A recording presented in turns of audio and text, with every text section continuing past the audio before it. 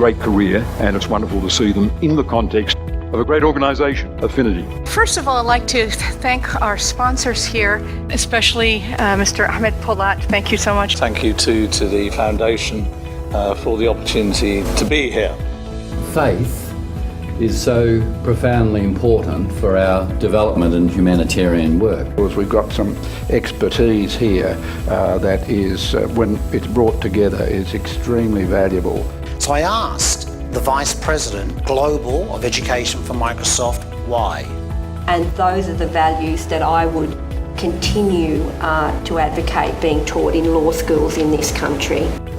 From a UN report describes Yemen as now the world's worst humanitarian crisis. Thank you all for being here.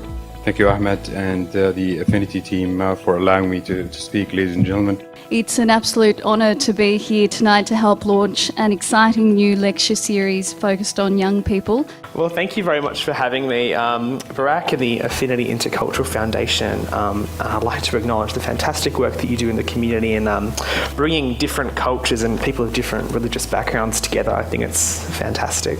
How human rights safeguards children and young people. This is indeed a commendable goal, and I'm delighted to be here today to be part of that dialogue.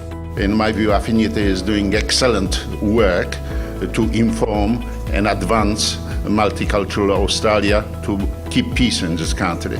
Congratulations to Affinity. Thank you, Affinity, for this wonderful opportunity. I, with Sev, laud the work of Affinity.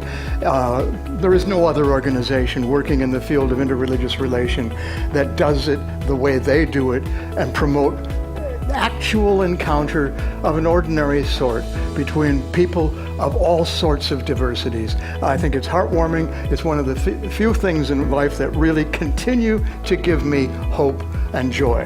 So what then I believe is that this identity politics to a large extent in India has not become obstacle for the development of democracy, but rather it has enriched the democracy. My day is very focused on thinking about that. We have a news conference at 9 o'clock and then at 2:30, which is, the afternoon one is very much looking through to those evening digital sessions, but also of course the newspaper. Can I firstly to say thank you to Affinity for the invitation to come along today. It's a great pleasure to be here this morning and obviously following some very esteemed company. So it's a great privilege for me to be here, also to acknowledge my parliamentary colleague Jenny Leong. It's fulfilling to an extent, but there's got to be something that's greater than that. And that's how I see my contribution into Affinity and what Affinity does. So Affinity stands for promoting multiculturalism, stands for promoting interfaith dialogue, stands for promoting good things in our community. Our speaker tonight asked me, as we were talking before, so are you involved with this organisation?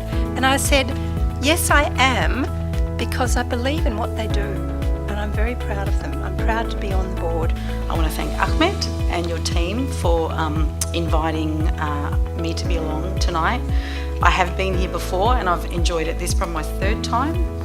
And like Mary said, you know, it's that, and I think somebody actually on the DVD said, it's that opportunity for people who we live everyday lives just to be together and actually get to know each other and see each other as people first and foremost. So it's a really amazing thing that you're doing. Thank you so much. I think Affinity is a great organisation.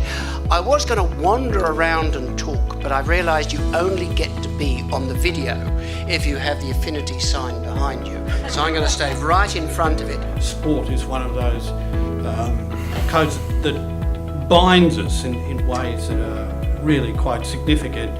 It also is a subject of deep and passionate division, and here I must declare first. The academies are a program to support and empower Aboriginal and Torres Strait Islander students to take control of their future through in-school and after-school support, and we are so proud of our contribution to helping improve the educational outcomes for Aboriginal and Torres Strait Islander communities of Western Sydney. And I've seen this networking non-for-profit organisation go from its humble beginnings, working with the grassroots of Australia, and to now we are creating dialogue with all Australians from all walks of life. And I'm very glad that Affinity has brought us together and brought us together with you. Thank you all very much for coming.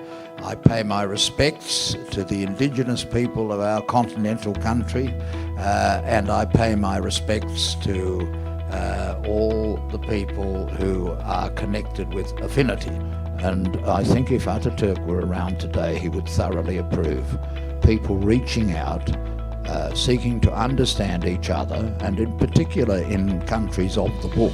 That we must be vigilant all the time to protect our human rights and of all our sisters and brothers in this community. Many thanks to Affinity for inviting me to come along and talk to you about probably my favourite topic to talk about, which is the Anthropocene. And I think we've seen two diverse law schools here. It's important that law schools are different and in some respects that they stick to their knitting, that they deal with what they're most expert at.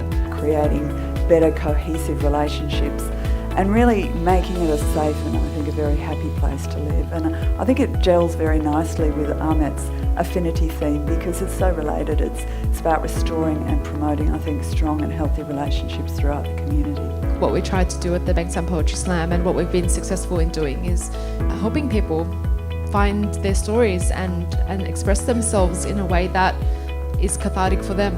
Once again, thank you for attending today. I hope to see you next time. Thank you so much. Lovely day.